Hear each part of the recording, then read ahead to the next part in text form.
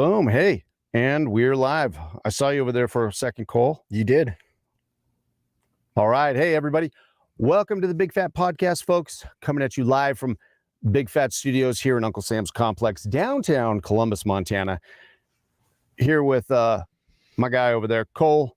We have a special guest here who's a native from Arkansas. She's been in Stillwater County now for 7 years. Classical guitarist, lights up weddings and events all over Montana and Wyoming. And she's generous enough to teach lessons to aspiring pickers, too, when she's not strumming things. You'll find her horseback riding, hiking, or camping with her husband and 3 dogs. Oh, and let's not forget, she is the powerhouse who organized the April 5th Rally for Democracy right here in Columbus. And her name is Devin Matthews. Devin, now did I make you all nervous that we've called you the powerhouse? Yeah. We only bring power players in here. That's right. You know, thank you for coming in here. I was telling, we joke around. We always try. That's our joke, is that we act like we're bigger than really what we are, which is nothing. But I was trying out, we were going to try out our new slogan tonight. It's everything you need to know about everyone who matters. That's going to be our new slogan. So what do you think about that? That puts you in an elite group of folks, you know? Sure, yeah. There's been a small list of people who have been in here, but they're the ones that matter. They matter. Okay. So awesome. Hey, well, thank you once again for coming to meet with us. And Cole reached out to you and we were like, hey, this rally thing's coming on. I didn't know much about it, what was coming up. And I was like, hey, well, maybe we should act relevant, and that would be interesting to meet. So I appreciate you coming to talk to us. Thank you. Thanks. Cool. Let's start off with this. You're from Arkansas. Yes, I grew up in Arkansas, north central Arkansas, near Greers Ferry Lake. Real beautiful country there. Oh yeah, right. Tons of trees and yes, I mean, it's thick. yes, the forests. I miss the trees in the forest a lot, but yeah, beautiful. The mountains are much smaller, as my husband likes to right. remind me. They're not real mountains. Like yeah, right. Him. People from here would just be like, oh, those nice aren't hills. mountains. Yeah, But there's too many trees. yeah, those aren't mountains. We'll just one up you. I do say that when I go on to places all the time. I'm like, they're like, hey, come check. You got to come to our mountains. I'm like, those are hills. But to me, where I grew up, they're mountains. Beautiful and is it kind of swampy at all in that not area? in that area. Now in eastern Arkansas, there's a lot of like soybean and rice farming. Okay, and real flat out there. I used to drive truck for a living, and so a lot of these times I just passed through these states, but I wasn't able to really get off the highways. And I got lost one time late one night in Arkansas. And I wasn't really lost. I just was on these little highways I'd never taken before, and I was trying to cut some time off. Oh, okay. And all of a sudden, I'm in backcountry Arkansas driving a semi truck in the middle of the night, and I mean it was cool, but it was also like. Yeah, it might not have been that cool. Am I hearing banjos? Like I was like, I do not want to break down around here. I feel like a foreigner. So that was really the only time I drove through there. I think to some extent the stereotype of people in the South being real polite and welcoming is true. I always felt that. I mean, I was from there, but I always felt that way. They're real. At least that's superficially kind and they're really like down home nice people. They are most of the time. That was always all my experiences. I haven't been to Arkansas. I've been to Louisiana, Mississippi, and Alabama. And how'd you miss Arkansas? It's right there. It's in that because I fly into New Orleans, drive across Mississippi to get into Alabama along the Gulf Coast. Oh, like the Gulf Shores. Yeah.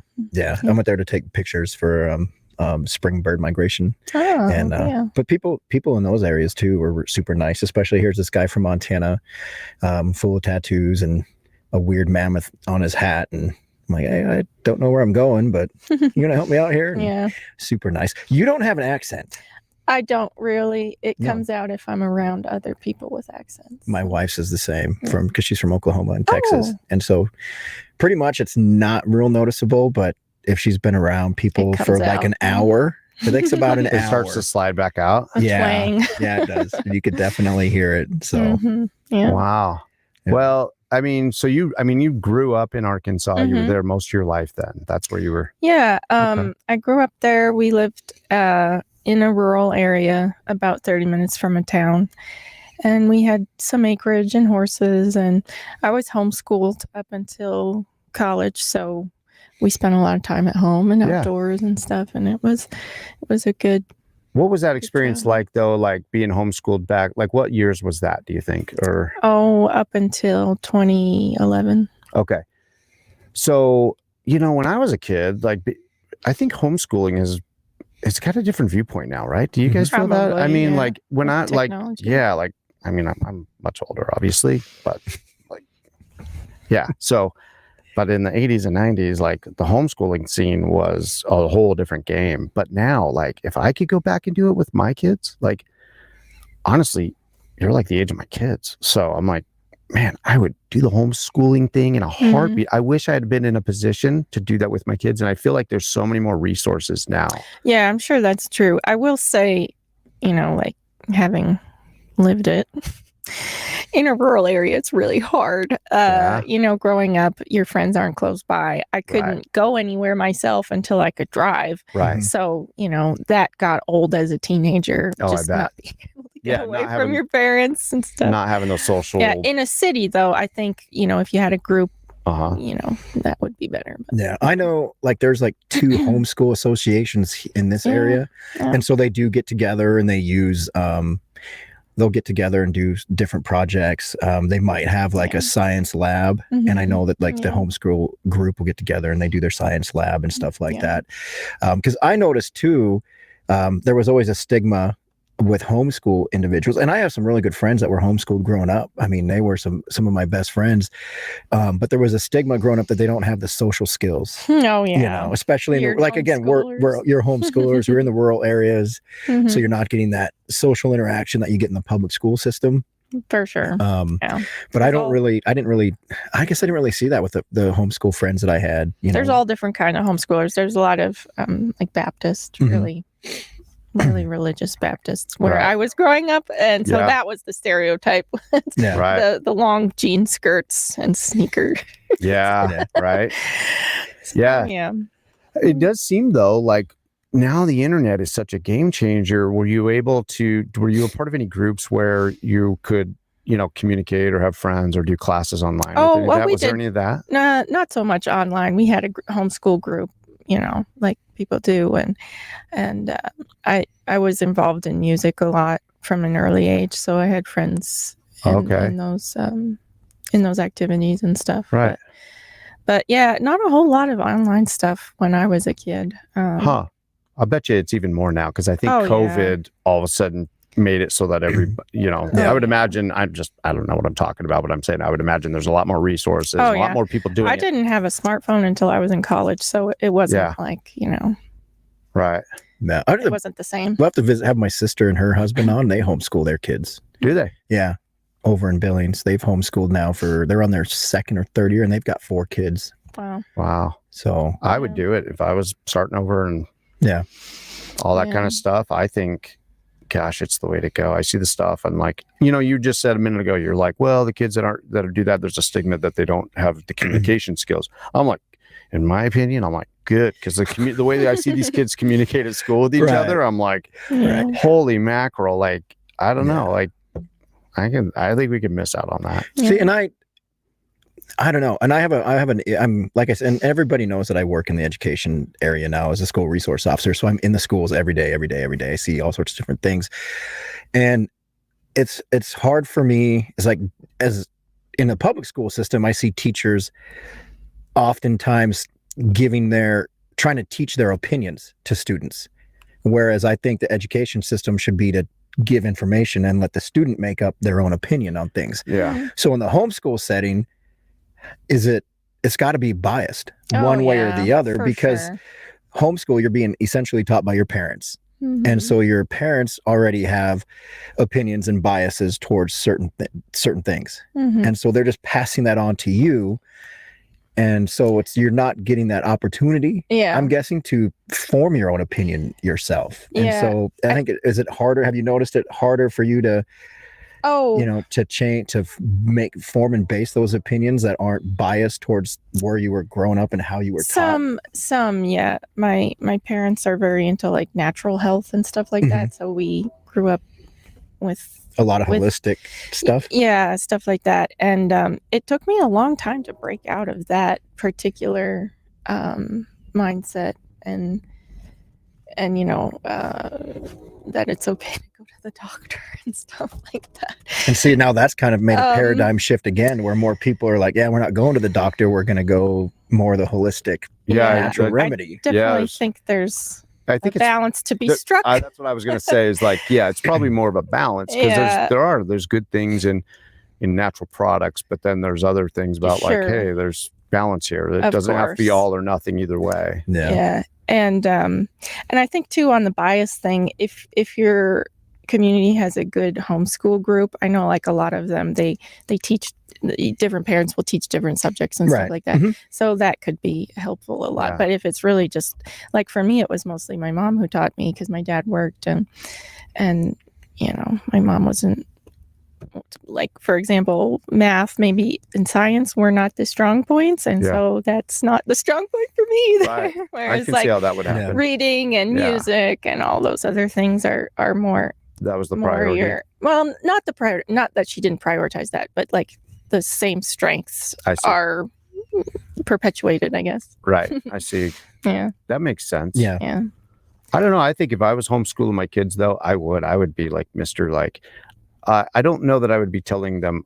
I'm really big on like, be a critical thinker. Like, this is how to dissect something. Like, just because somebody says this, like, like there's ways of like, you got to figure this out of what's really going on here, how to dissect this, like how to, I like my daughter was in debate because I encouraged her. I was like, hey, I wish I would have had been. Yeah, that's just a good thing where she was always arguing anyway, like she, all the time. And I was like, you should be in debate. It's an important skill to be able to articulate your thoughts. 100%. And how to do your research on something and be a critical thinker. So I can see though how, I think there are people in society that I think that would just be like, I'm going to teach my kids only this side of things, but I don't know. I mean, because I look at it like, you look at the Amish. The Amish are in their own community. They teach their children a certain way. And then they're like, hey, you're going on Rumspringa. You're going to go experience the world and see if everything we taught you is what you want to be. And then you can come back or you don't. Type of thing. And so it's got to be the same way, and I haven't had this conversation with my sister, and maybe I should, but it's got to be like some of the stuff your parents taught you in the homeschool groups taught you. I mean, I'm sure you had an opinion formed and maybe even a little bit of a bias, and then you go to college and it's got to be some of that stuff had to be a 180 for you. Yeah, what was that like? All of a sudden you go to college and you're college was an excellent experience because I had so many friends going from living, in rural Arkansas, and it worked out that I went to school in St. Louis, and I already had a lot of friends there, guitar friends. So I immediately kind of had a nice community. Did you go to a music college? It's like a liberal arts college, Webster University. And I knew the teacher there. I had met him before. And so it was a really great experience. But I did have different, being around different people, because obviously rural Arkansas is like totally different from St. Louis. Really was, eye-opening. And I just loved it so much. I miss St. Louis a lot. And it was a great city to be a student in too, because there was so much free stuff, like the art museum's free, and all of a sudden your whole world just kind of blows up. And there's all this fun diversity of food. Oh yeah, right. So that's the best part about going to big cities is finding all the different food. And the music scene there was so amazing. The great jazz scene, and then the symphony is awesome. So it was just a really great place to live and be a student in. I bet. So was it music that was something you knew you were going to do always? From a pretty early age. I started taking classical guitar lessons when I was 12, and by the time I got to college age, I liked it and I wanted to do it, but it also just seemed like more logical, like, okay, this is what I'm good at. I mean, I'm still trying to find out what I'm good at, and I've struggled with that too, but I came back to it, and I don't know. Yeah. Classical, you know what I think of when I hear of classical guitar?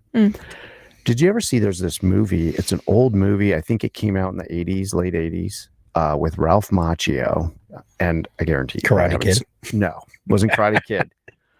I wish I could think of the name of that right now. When I, found that out that, oh yeah, you were taught this way. Well, maybe think of that movie and I'm like, oh, I wonder if she's seen this movie. Anyway, that's where it's where I always go, but I can't remember the name of it. Is it the Vietnam War? It's one where he's raised as kind of like, he's in the South and he's kind of this kid from money who is hammered into him classical guitar, but he ends up going in and I can't remember the whole plot. I was young when I saw it, but it was great as he ends up going and learning blues. And then there's this epic, basically he's got to go, there's this dirt road that he goes and meets with the devil basically. The crossroads. Yes. And he, at the end of the movie, he does this kind of this playoff thing with this other guy he's made his deal with the devil. And that's played by, I think it was Stevie Ray Vaughan.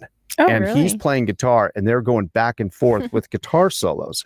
And they're just ripping these. And it looks like this guy is beating Ralph Macchio.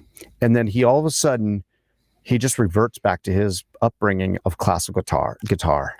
And he just breaks out some Bach or something. Yeah, he just destroys him in this guitar challenge at the end with I can't believe I haven't heard of this movie. Oh yeah, it's a great movie. Every now and then I've even seen shorts, like YouTube shorts or something, where somebody pulls like a little clip from it at the end, and they play this little thing, and anyway, it's got an epic climax scene at the end where he's going up against the devil's guy,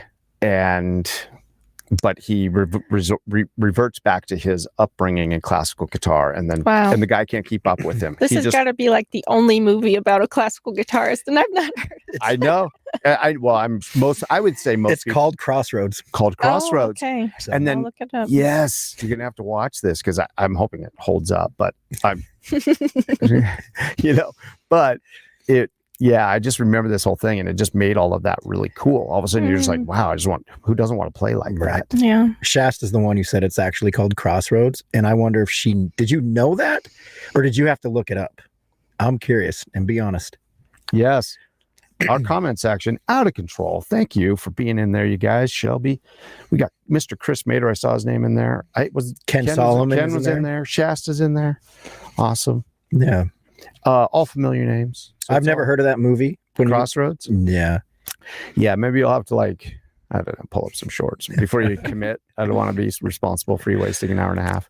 But yeah, I'm sure it's like a cult classic now because it's like this old Ralph Macchio where he's trying to get away from he's trying to shrug off the rich. The pretentious. Yes. Yeah. And he wants to learn blues. And so he's hanging out in these dingy bars and he's running into, I don't know. You might enjoy that. I'll look it up. It's down south. Yeah. All that stuff. You're going to be like, holy cow, I'm going to go back and play guitar battles in dingy bars. Yeah. Don't get sucked into that. You're living up here in God's country. So, yeah. So you did classical guitar, you went into college and you played there. You did a lot of music there. Yep. Where's that taking you there? Tell us about the music journey. Well,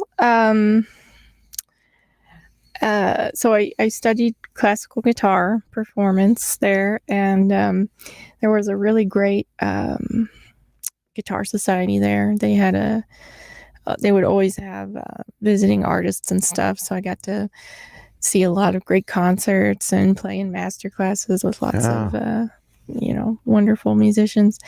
And I got to go to Germany once for a guitar festival. Wow. I got to study for a little bit in the summer in Nice, France. Wow, that's awesome. So yeah, I had a lot of fun experiences there.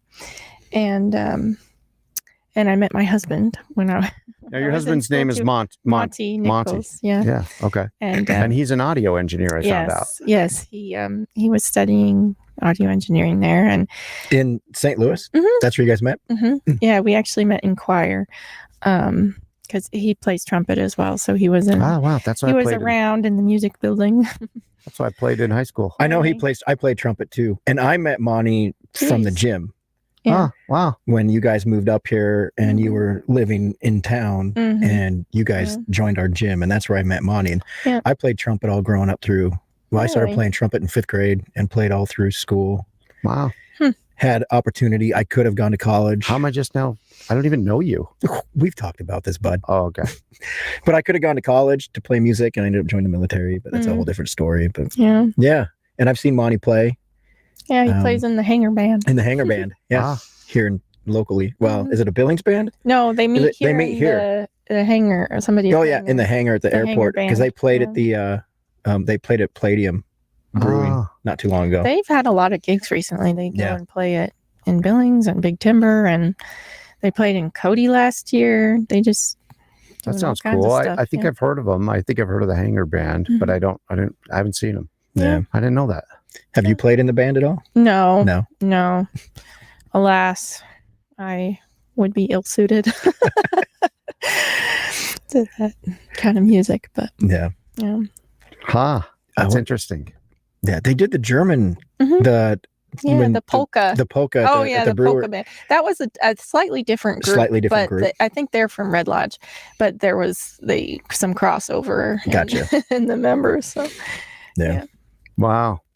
Okay, so you met him there. And he was playing the trumpet. He was playing the trumpet and doing his audio stuff, and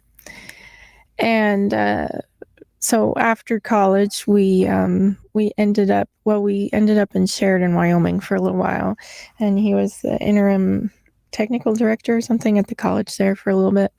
So was it work then? What took you there? Okay. Well, yes, him. Right. Him. Okay. Yeah. So we lived in Sheridan for a little while, which was fun. And then in 2017, I think he got hired at Tippett Rise for full time, and so then we lived in Red Lodge for a little while, and we decided that was a little too far from Tippett, especially in the winter. Oh, I bet. Right. That road. Yeah. Oof. Although I love Red Lodge, it's beautiful up there. Yeah. And we were living on a lady's ranch, Bev Gabriel, I think was her name. And it was just real fun. I was looking for work, and Monty was working at Tippett, and she would invite me to go out and help her with the cattle, and we would go riding and cooking. I don't know. She was just a really cool lady. Yeah. So that was a fun little time, but then we moved to Columbus after that. So yeah. Still a drive to Tippett, and sometimes going down south in the winter can be kind of sketchy too. Yeah, I think it's about 30 minutes. It is. Yeah, it's about 30. Yeah. I've not been out there to Tippett yet. That's true. The drifts sometimes get really bad. Do you know where it's at even? I don't. I mean, I know the general area, but I don't really. I mean, I haven't been out to it. Yeah. I mean, the ranch itself is fairly large. I mean, you can be on the ranch borders the Nye Road, so the 421. Right. But you actually get to the main area if you go to Fishtail, and then you go over to Grove Creek and go around. So it's a big ranch. It's like 12,000 acres. Yeah.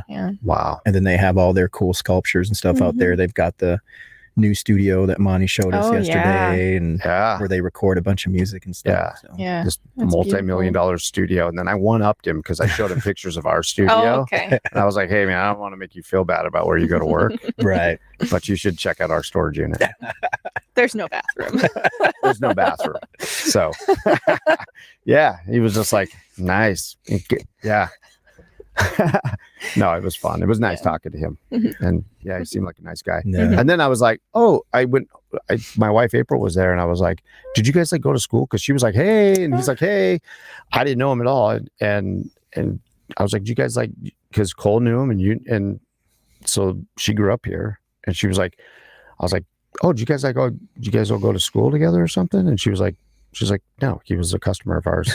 He used to come a lot. He got a lot of burritos. And I was like, oh, okay. I was always in the back. I didn't see people. So I just thought, oh, they were like Yeah, it was like they were just like old friends. And she's Monty, yeah, he's a real talker. You can get to know anybody. Yeah, he was super friendly. Yeah. I told him he needs to come in here because I'd love to hear about all the. Yeah, no, all he'd be good at this. He's a real talker. He downplayed it all. He was all like, you don't want to talk to me. I don't know nothing. And I was like, you're an engineer at Tippett Rise. You know something. And that's just interesting. And whatever. Yeah, he's interesting. We'll have him in. Yeah. We'll have him in. We can do a podcast with Monty one of these nights.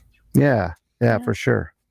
Well, that's interesting. So then he came, so then 2017, was that the beginning of Tippett Rise then? So it was pretty close. He worked a couple summers there as an intern, I guess, or something, while we were still in school, and then they hired him full time. Okay. And so then that's also kind of right up your alley, right? Have you ever have you ever performed there?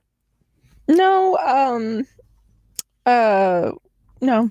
Okay. No, they have a lot of pianists that come, string quartets. They did have one classical guitarist a couple years ago, Gigi Kim from Korea. So that was really fun. I did hear that. Yes. Oh, really? I did hear about it. I didn't. Okay. Yeah. Yeah, she's awesome. Okay. So that was fun. But yeah, and she did her concert outside, under one of the sculptures, and it was like freezing. It was in the shade. I was like, I can't believe she's playing in this cold, because I was shivering in the audience. But wow. Yeah, it was fun. Huh. Yeah. That's interesting. I think I saw pictures of it or something, and I was like, oh, wow. Yeah. That's fascinating. Yeah. Huh. So what are your thoughts then on Montana? Now you've been up here in Montana. What's your guys' experience been?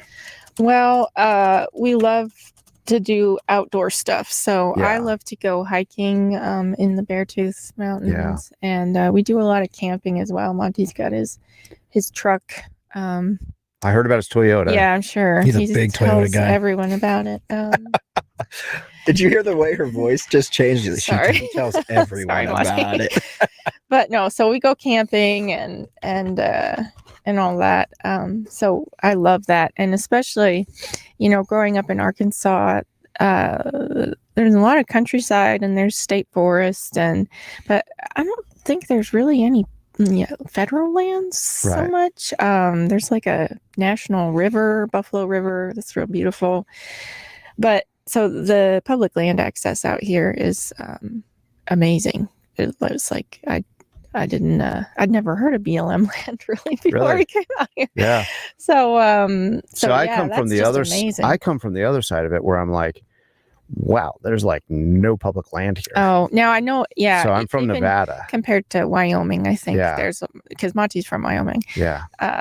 More private land. But for me, right. There's a lot of public land here. There is, BLM, Forest Service, right. all that. But the access, wilderness areas. Yeah, and wilderness areas. But I'm not complaining about those for sure. I think access is fairly limited. Like you look at here in this area, you go down south to where the National Forest is, and you have essentially 3 roads that the only places where you can get access. You got the West Rosebud, you've got Woodbine. You can hike up that trail, and then you can go over a little bit farther south and west, and you have like the Picket Pen and Myers Creek area. But then those are your access points to all this within the county land. That's just within the county here. But then you got Red Lodge and stuff like that. But I think overall, so I grew up in an area where an access point was go out of your driveway and pretty much head anywhere toward the desert, and you're at public lands, because something like 80-something% of Nevada is owned by the federal government. It's all BLM. And we lived right on the edge of the desert.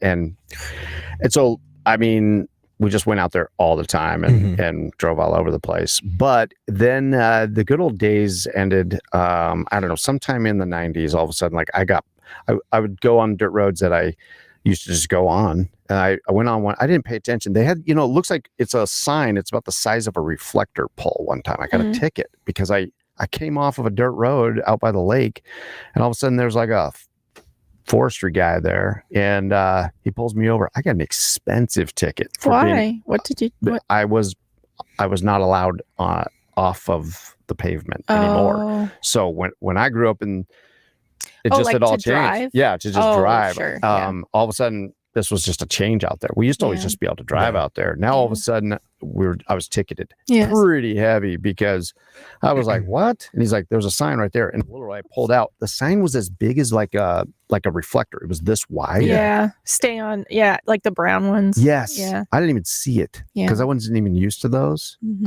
Anyway, so that's my thing. Is when we moved up here, I was actually kind of I was like, oh wow, like so much of Montana is privately owned, and which is fine. I don't have a beef with that. Like people should be able to own property, but it was different for me to like, oh, you have to know of a place if you're going to go do some target shooting, or you gotta, all these things. We used to literally, we just drive out in the desert 5 minutes from the house and do whatever. Yeah. So I think access points are an issue in some of the states in the West. Yeah. Montana specifically. Still, even like in the crazies and stuff. The crazies, really Southeast Montana, over in the mountains over there, and in the a lot of the roads that you used to be able to go on in the national forest, you can't go on anymore. And like all the river bottoms and creek bottoms are privately owned, and then you have public land just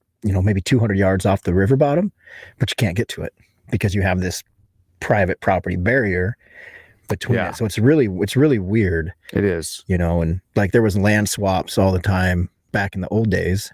Yeah. And where public land was swapped for, with private property, and the property owners for, cattle grazing and farming and stuff like that wanted the fertile stuff right along the river bottoms.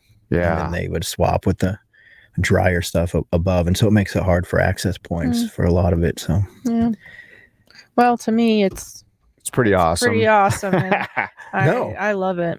No, I'm not saying I don't love it at all. No, it's just my perspective is on the other end. I tell Cole all the time that I'm like, hey, because you grew up here in Montana, like you don't really realize that outsiders of Montana view Montana as like a mystical place. Like when you tell somebody, when people talk about Montana, I'm like, they're like, oh, like, I don't know what it is they have built up in their head. Yeah, that's true. Yeah. Isn't that true? Yeah. Yeah. The last best place. And all that. When you tell people down in Arkansas that you're up in Montana, aren't they always just like, oh my gosh, like, what is that? That's gotta be beautiful. Yeah. It's so far though. Yeah. I don't know. It's like a different world. It's a different world. Yeah, I guess. But at the same time, it's like not.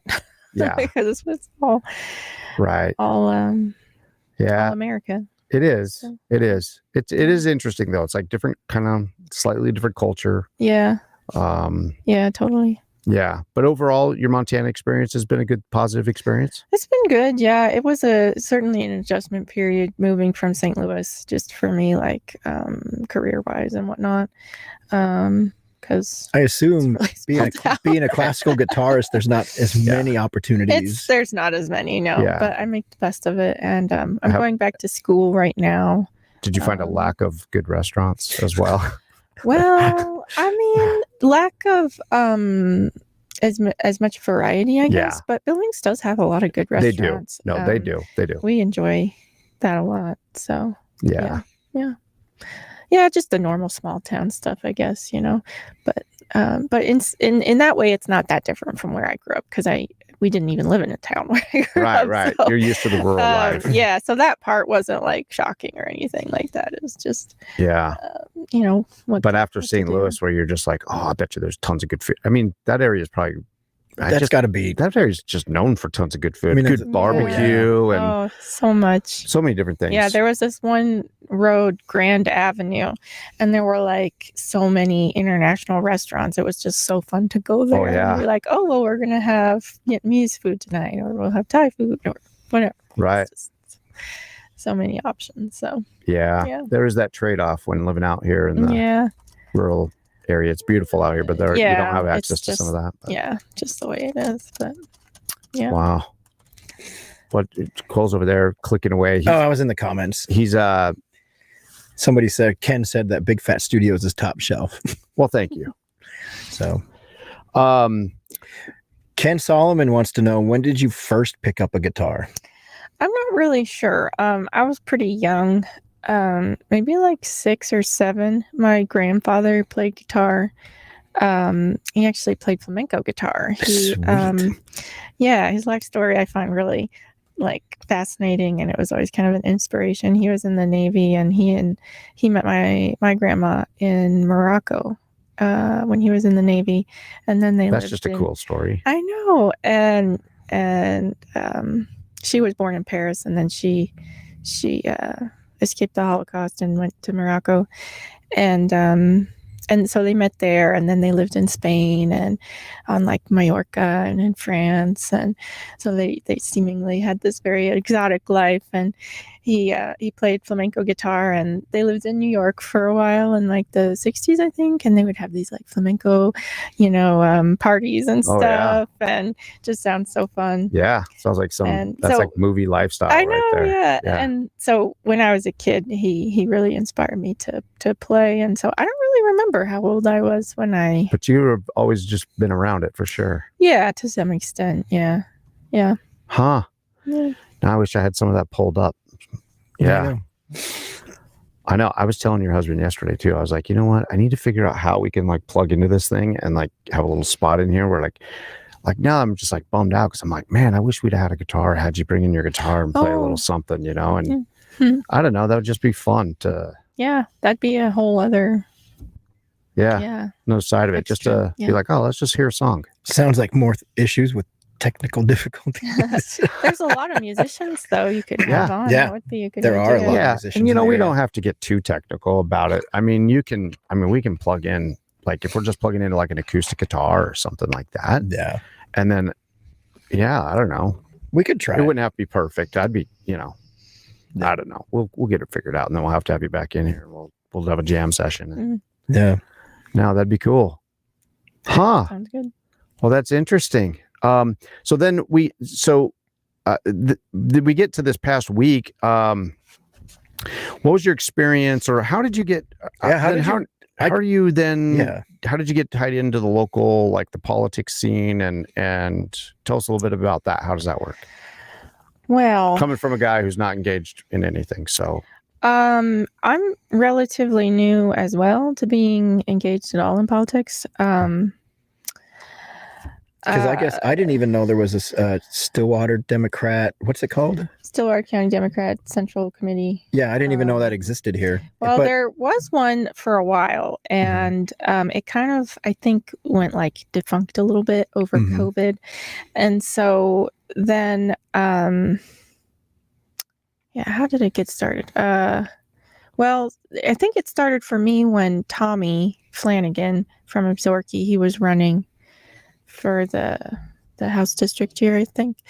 And I would see his signs all over, and I was like, oh, I got to meet this Tommy. He's another liberal. Yeah. Seemed like the only one. So anyway, got to know Tommy some, and we kind of restarted the Democrat group, and he and I are co-chairs of it. And it's a pretty small group, of people. We're not even all Democrats. Right. It's sort of a little bit of a catch-all for people who are a little bit progressive, or even people who don't really want to be labeled. I know that there's some people in our group who don't really want to be labeled with any like party affiliation. So it's kind of a catch-all group. We're just real welcoming of anybody who wants to come and join us. But so that's been going on for a couple years, kind of low key. Yeah, because I didn't see, I guess, like I said, until you posted it on the internet about a week ago, 10 days I had ago. Posted some in the past about events that we've had, but never had that response. Yeah, I didn't know that. I mean, I didn't know. Did you guys campaign or do anything for the campaign with this previous campaign, or any like the state or local stuff? I mean, were you guys involved in any of that? Because we didn't really have anybody to run. Right. So that's the problem, is we got to get more people to, which is hard. People don't want to take the time, I guess. And no, I mean, it's a huge commitment. No, it is, so. and I'm just in very minimal city politics as a city councilman, and it's hard to get. It's hard even to get people that want to file to run for city positions. Civil engagement is really low right now. Yeah, and that's across party line. I mean, it doesn't matter if you're liberal or conservative in this area. People just don't want to do it. Yeah, we've talked about that a lot, and then also like we're really trying to get more young people involved, because the core group of committed Democrats are. A lot of them are older generations, and so we're trying to get more young people to be involved, even just in anything. But I think that's a struggle with all kinds of areas. It's I've been thinking about it. We've talked about it and stuff, and I don't know what all the reasons are, but I think a big one is young people just maybe don't have as time. Like. A lot of people are struggling economically, and they might be working multiple jobs, or just feels like too much. They're too overwhelmed. Maybe I don't know. Speculation. And also, I've wondered, since I was homeschooled, I don't know, but like maybe if like civics isn't taught as much in school or something. Like I don't know. I know they do. They do government class. Yeah. I know my daughter used to argue with her. I don't even know if we'll call it debate. I know she used to argue with her government teacher a lot. Oh. So they do. Yeah. I'm not sure that. I don't know. Yeah, but it seems to have gone down though. I don't know what the trend is, but it just seems that way. Yeah. And we've talked about that when we've done some of the Museum of the Beartooth podcasts. That you look at the paper from the 40s and 50s and 60s, and 3 pages in the newspaper were worth to different civic clubs and things going on in the community. And you know, now we hardly have. It's hard, like you said, it's hard to get involvement on any level, on anything. Yeah, you know what? You know what? My this is my uneducated guess is screen time too. Like, I feel like we compete with screen time. I know, like, that's a good point. Kids are like, they got school, they got extracurricular activities. But I also feel like a lot of that time just gets sucked up of just sitting there scrolling on screen time. And I think we feel like we have less time. But I look at some of my own, I have a bad habits of like being on there scrolling and reading, those things. And I'm like, it just, I think I don't pay enough attention to that of like, how much time does that waste? Yeah. And it takes up your like, well, I say this because I'm an introvert, but it like takes up your social battery. It does. Like, if you're constantly having to be responding, or whatever. Yeah. I agree with that. I think too, maybe with younger generations who have lived through multiple, I don't know, like COVID and maybe like the housing crisis and stuff. Like, I think there might be a level of apathy. Yeah. They just don't see how they can change it or how it would benefit them or any, I don't know. Yeah, I think definitely it can be overwhelming. And you feel like, what little things that I do, how does that affect anything? Yeah. Yeah. And I don't know. I think like that was something that was encouraging about our little rally is because, it doesn't seem like you can do anything by yourself. It seems like you're the only one.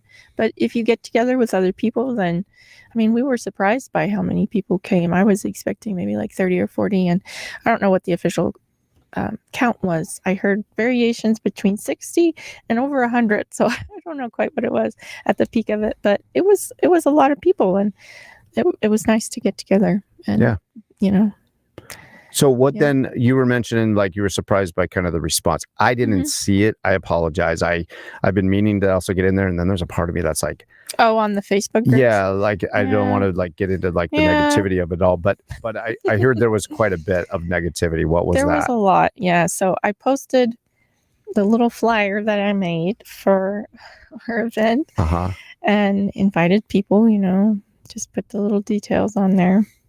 And I had posted about things we'd done in the past, and there's usually some laughing reactions and maybe a few snide comments.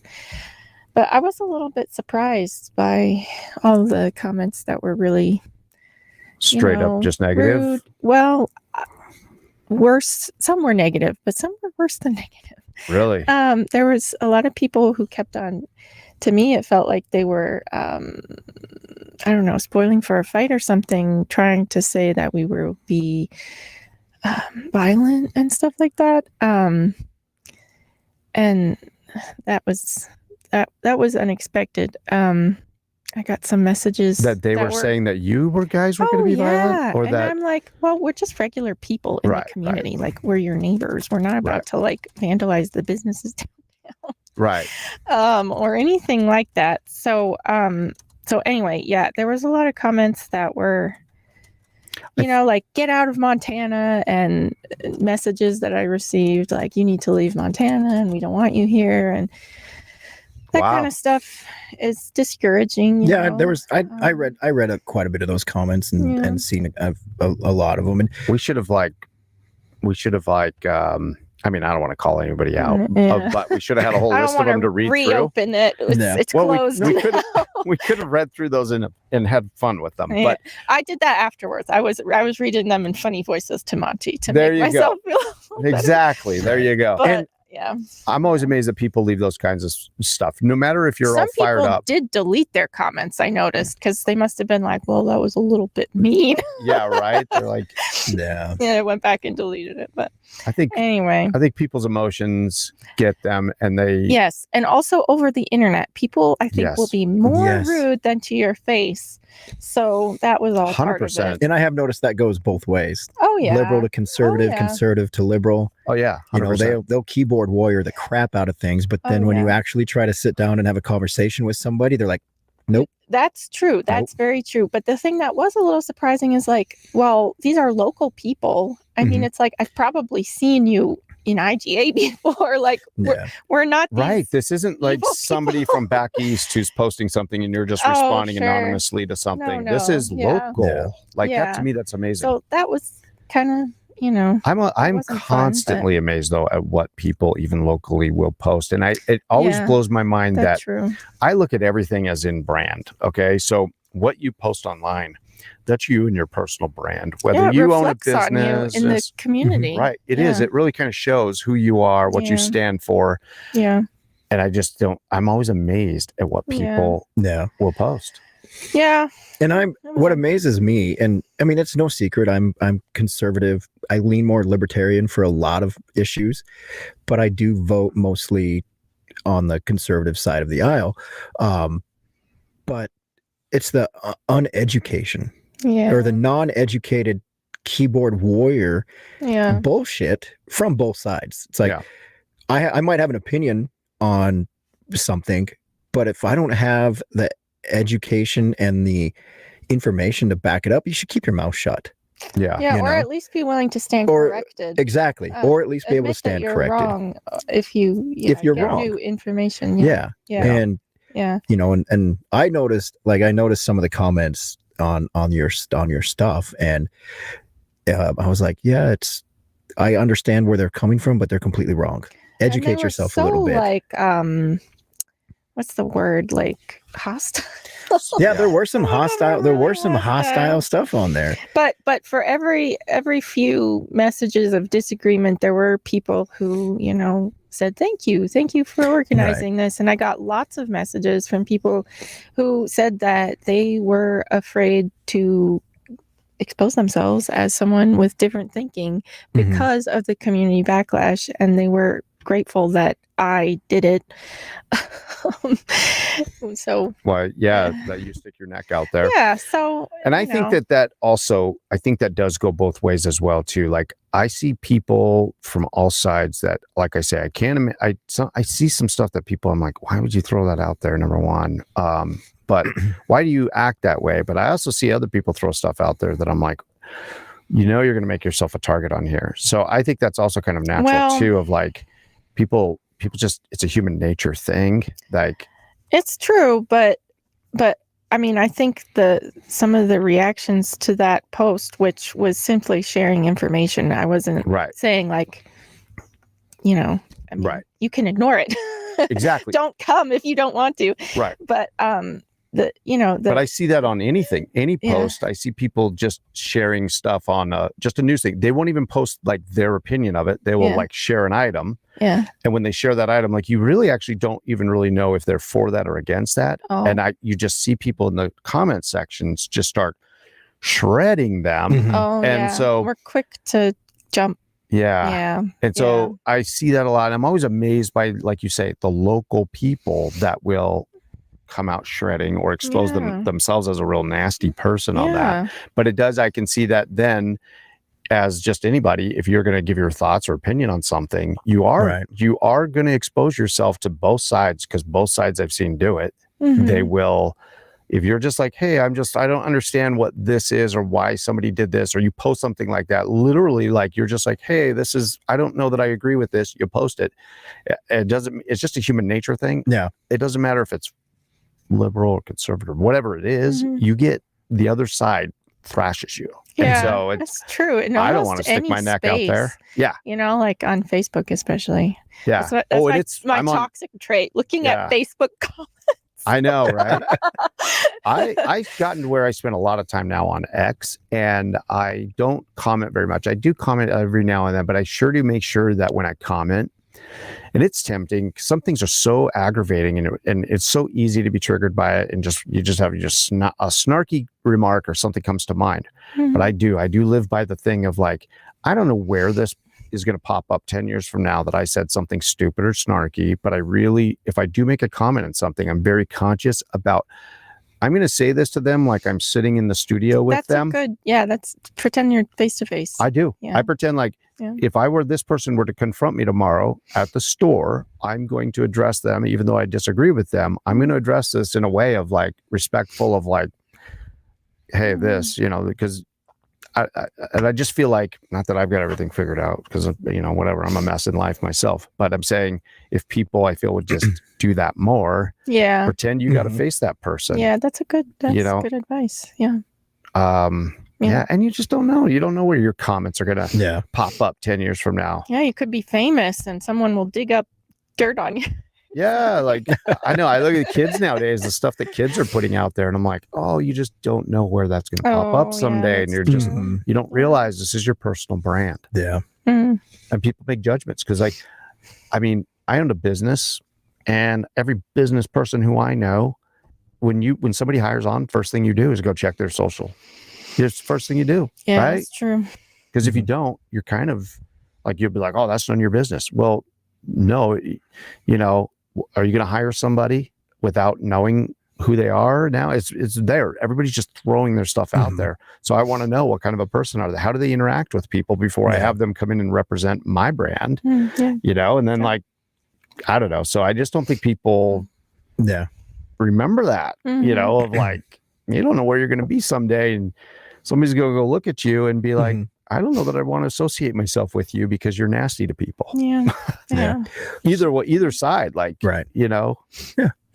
So with this Save Our or Rally for Democracy Hands Off, was that, like, I noticed there was like 3,000 protests all over the US and actually some in other countries. Is this like American where abroad. Like, I guess for lack of a better term, and I'm going to use it generally, the Democratic Party, like they get together prior to and be like, hey, this is what we're planning on this day. So rally all the small, get all the Democrat groups in the nation on board with this. I don't think it was exclusively Democratic groups. Right. I think the overarching organization was Indivisible, which I wasn't familiar with until like a couple months ago. Indivisible, there's a chapter in Yellowstone County now.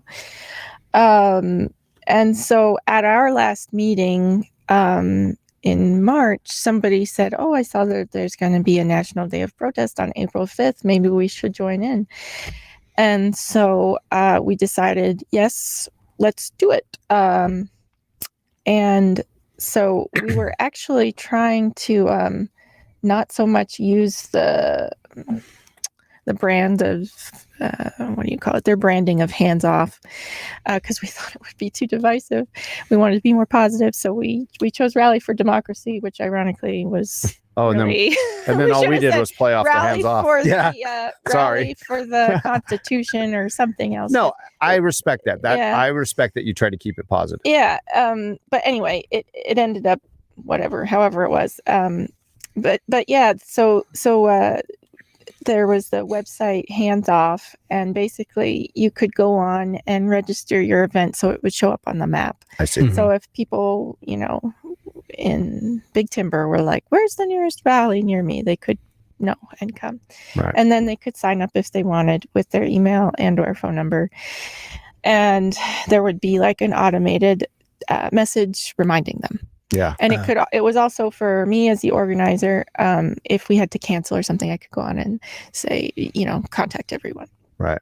So that was pretty much the extent of the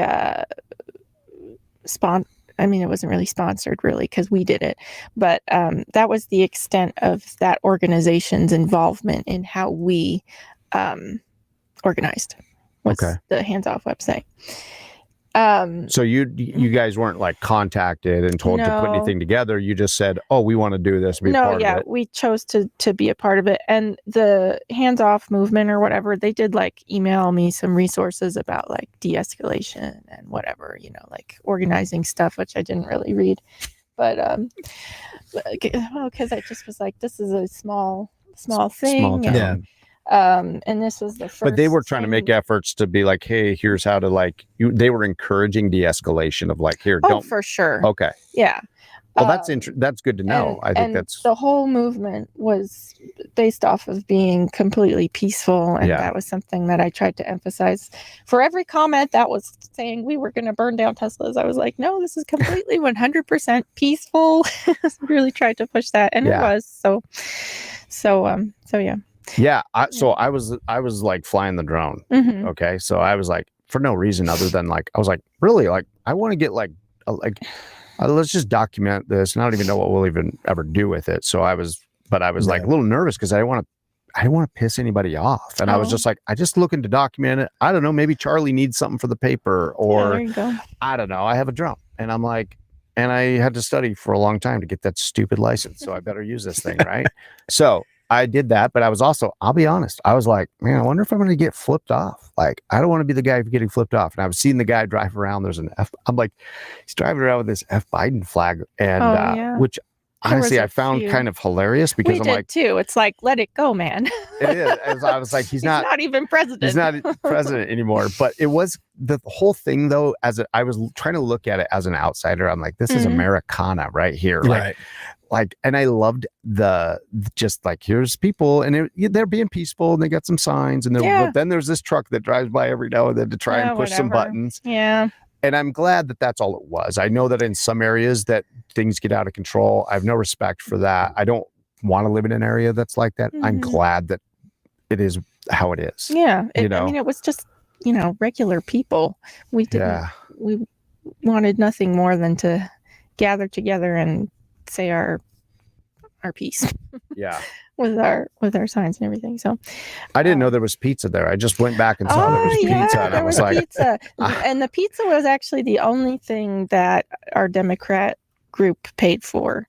Okay. We got the pizza from Stage Line and so we purchased that with our Democratic committee funds. Okay, so then that answers. Then everything else was purchased with my own money or other people's own money. So it wasn't funded. We weren't paid. There was none of that. In fact, I find that kind of hilarious. Like, who would be paying us here? Do you think that it's possible that was going on in some areas? I mean, I can't really speak to that. I doubt it, though. I think that the reason there was such a good turnout is because people are concerned with what's happening in the last couple months, and they were looking for a way to join their voices together. Right. And I think that's why there were so many people. And I know in other places they were busing people and stuff, but a lot of those protests were downtown in big cities, and parking is a real problem. Yeah. And so, I mean, I can't really see people paying protesters. I've been to a few protests and I've never encountered anything like that. Not saying it never happens, but that's never been my experience. Most people want to be there. because that's interesting. So I mean, obviously we didn't see any busing or anything, but that does bring up, we do have this question about the people that seem to be there, seem to be a lot of like out of county, like license plates. Like I told you, I live here and I was always in the back of the food trailer. And so I don't really see everybody. Okay. So, but saying that, I was asking Cole, I was like, did you see a lot of people there that you recognize? And you were saying that you didn't really see all that many that you recognized. Not a lot of people that I recognized. But and like I said, would you have encountered them in your regular life if they are both liberals and not in the same circle and they're not getting into trouble? Yeah, I mean, I do because, one, being on city council, I get a bunch of, I get interaction with everybody, and some of the people I talked to there, and I went there to take pictures for the same reason. If nothing else, this is a part of Americana, and it's something that I think is just like when we had the Tea Party rallies here during the Obama administration. I like that, Americana. I think it's important that we, I might not agree with 90% of why you guys were there, but I'm not going to dismiss it because it's interesting to me, and is, it's my job to, I think, understand why, and just be like, I'm not going to go over there and I'm not going to pay any attention to these people with signs. I think they're a bunch of BS, and I want to know why. There's a reason you guys, I say that group is voicing their concerns. And I think as an American citizen, I should have the, how am I trying to word this? I know what I want to say, but I can't say it. I don't know. You want to know their concerns? Yeah, I want to know why rather than just be dismissive, sure. I guess. Yeah, that's what I'm looking for. But I guess what the question for me too is that, like, I talked to a few of the people there, and like, well, we're leaving here so we can go to Red Lodge. And there were a few people who went to Red Lodge. And so it's like, it doesn't make sense to me. I guess what doesn't make sense to me is, why would you go somewhere else? So you're not representative of the community where the protest was. Whereas like you live here, I mean, so you're representing some people from Sweetgrass County. There were a few people from Sweetgrass County, and for them, we were the nearest one. So that makes sense. So Sweetgrass County doesn't have. No, they didn't have one. There was one in Livingston, but I'm guessing we were closer. They were like in Big Timber. If I was in Big Timber and I had to choose between Columbus and Livingston, I'm choosing Columbus every single day. Because I think that the wind blows over there and depresses me. Yeah, that's true. So there were a few people there, and there were a few people from Billings who said that, well, we knew Billings was going to have a good turnout, so we wanted to come here and support you instead. I don't think there was anything, like trying to alter the numbers. We're not thinking like that. We're just thinking of supporting each other. Well, we do know that that's a national concern. I know that people like nationally, like that's what they're all throwing around. They're like, well, they're doing this or that. And that's why we're just asking, like from your level, like, what did you see or was your experience from it? Most of the people that I talked to, and I didn't get to talk to all of them, of course, but most of them were from Stillwater County, as far as I know. Mm-hmm. That was the people who I talked to. And, if there was a few from Billings who went on to Red Lodge, good for them. I don't know. Yeah. No, you didn't go on to Red Lodge then.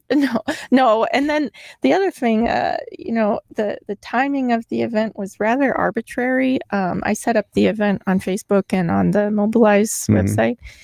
We decided we wanted it to be noon, and I just set 1 p.m. as the ending point, just to put one.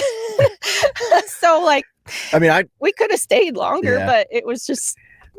It was one of those. No, that's interesting. I'm glad you told us that, because that's another question is why then? Because, Well, and also a lot of the people were elderly, and they probably just wanted to get home. I mean, it just worked out that way. So. Well, I'm glad you said that because these are all thoughts and questions we have, and it's like I think you're overestimating our planning. Wasn't that much. No, we're not. We're not. No, we are. I didn't have anything made up in my head about how anything works. Like I say, I wasn't even paying attention to this until like the day before we were podcasting. We were doing something, and it was like, oh, this is going on this weekend, because we were trying to find times to podcast. So I haven't been paying even attention to it. I wasn't even getting worked up about it. So I was just thinking, though, after then I found out what it was, I go on X and I just start seeing what people are posting, and that oh, this is like a national thing. And then there's people that are like, oh, they're doing this. And then and I know that there's there's people that I just don't see all this stuff and assume like, oh, that's all the truth of it all. But I do understand, or I do see like, okay, here's the concerns that a lot of people are having. So it was interesting to see and relate that to what did we see here, or like what's going on here. Yeah. I don't know. I'm not saying that you guys are doing that anybody is doing anything nefarious. I don't know. That's why I'm like, I don't know how these things work. I've never been associated with these types of organizations. I think one of the things about it being like nationwide is because like our group is really small, and like this was the first event that I organized. Like I'm just new to this. Yeah. And so I'm at least you're getting involved. I respect that. Yeah. But the fact of it being national, it kind of just gave us a way to get started. Yeah. You know, it's like, okay, we're joining in this national thing, and it just makes it accessible, I guess, to get something started. Yeah. So, yeah. No, it's like you can piggyback off of this larger event that gives you a reason to be like, this is why we're out here. Yeah, this is why and it makes people feel, like they're not the only ones. They're part of something bigger. So you said that you paid for all the sign stuff by yourself? Me and one other lady. Yeah, we just bought some sign material. So yeah, nobody was paying for our little things there. But also, like, it was a really group of people with different views. Like there was one lady there who had a pro-life, anti-Trump or something like that. So like we don't really agree on all these different topics. Mm-hmm. We all have different views, but we are concerned about some of the things that are happening. Yeah. So now, when you say that, one of the questions in here, and you can answer as much as you want or not at all, is can you spell out your concerns from the last few months? So like, I made a list because I'm not great at being on the spot. And we're not trying to put you on the spot. And either, I guess so. We're just. Are these your individual concerns or concerns collectively as the group? Both, yeah. So one I know Monty is concerned about is the public lands. I did talk to him about that yesterday, and I wasn't even aware that was an issue. So I went and I was doing a ton of my own research yesterday. Find? Oh, well, I can't say like I found a ton of stuff. I'm just saying I didn't understand, or I hadn't heard that concern, and I consider myself fairly like I followed, the national discourse or what's going on out there, but I hadn't heard these concerns. So I went and did some searches, and basically, yes, there's been a broader plan that has suggested that, hey, we should use these. All of these as an asset. Yeah. Okay. And I'm going to do a terrible job explaining this, but my understanding was the administration was suggesting with the public lands, hey, we have a tremendous asset or resource here, and we should be able to use that and do something better with that. And let's consider those things and yada, yada. Okay. So then what I also read then was, here's the opposition. In fact, when I first asked, I just did a Grok search. I'd say, hey, Grok, I don't understand this. Could you tell me what is the concerns about this thing about whatever? And it came back, and really all it showed me was opposition, opposition, opposition. And these are the fears, fears, fears. It didn't really give me what is the administration's side of things. It only gave me, it's going to affect this, it's going to affect this and this and this. I mean, honestly, I should bring it up and read it, but I thought that was interesting because it brought up all these things. I'm like, okay, yeah, those are fears. Like what? If you remember. Just that we're going to, hunting access, fishing access, we're going to lose our national parks. We're going to, all drilling of these on drilling protected lands and, and it went on and on and on and all this stuff. And yeah, when you read that, it sounds pretty like, who would want that, and nobody, why would you want that? Really? Is that really what they want to do? So then what I did is I asked it, I said, how is the administration explaining what they want to do? And it came out and it said, well, they're saying it like this. Now, I don't really think I think part of the problem is they haven't really spelled out the details of what they want to do. Yeah. So, and I get that. They're in, they got a lot going on. So I don't know. So, but but obviously they've thrown this out there. These are some things we want to look at. I don't know. I don't remember them when he said they were going to throw this out there, but so, but what it did say from their side of the view is like, hey, there's a lot of lands out there that are just making, that are like, we're not using them for anything. And it should be land that we should be able to use for things. And they said, like when it comes to like Las Vegas is under a, high price of living there. They're running out of land. I mean, I'm from there and I've seen it. Like what they do is they, everything goes up, but they don't expand. Okay. Because federal land is all around that area. And then they control all this. Now, the Nevadan side of me, okay, which I hate even calling myself a Nevadan. Okay. But because I moved to Montana to be a Montanan. I love Montana. You're committed. Oh yeah. I identify as Montanan. Okay. So, and when people were like, oh, you're from Southern Nevada, I was like, no, I'm not here to change anything. I'm here to be a Montanan. Okay. Yeah, you have to preface. Right. They're like, that's awfully close to California. And I'm like, but it's not. Okay. Anyway. So, but yeah, like it bothers a lot of us down there that 80% of the land is owned by the federal government. And I'm like, my opinion is, why should the federal government own any of it? My opinion is, I don't think the government should own any of it. But isn't it us that owns it? They're public lands. They're owned by the public. Yes. So. Now, I'm not saying they shouldn't be public lands. I just don't think it should be the federal government. That oversees it? Yeah. 100%. I feel like if that's lands in Nevada, that's Nevada's land. If this is land in Montana, we should be able to determine, that Glacier National Park, that should be Glacier Montana State Park. Like we should be able to, like, that's ours. If it's in California, let California determine that, because I feel like the local people are going to do what's best for that. When you have more local accountability for things, you have less corruption, you have less waste and fraud. When it's controlled at a lower level, I feel that it's more likely that people are going to be held accountable versus like when it's turned over to like these larger bureaucracies that we don't know who's in charge of these things. And like, we don't know, like. But if it's the federal government, there is someone who's in charge, who's appointed. Right? Yeah. There is someone. There is. Yeah. Yeah. It doesn't always go well though. I just, being a person who, like, I'm a fan of history, like I'll go back and I will relate this to it. Like, I'm reading right now a book called On the Border with Crook, and this guy, he was in the Army. He served underneath General Crook when they were dealing with the Apache Indians in Arizona.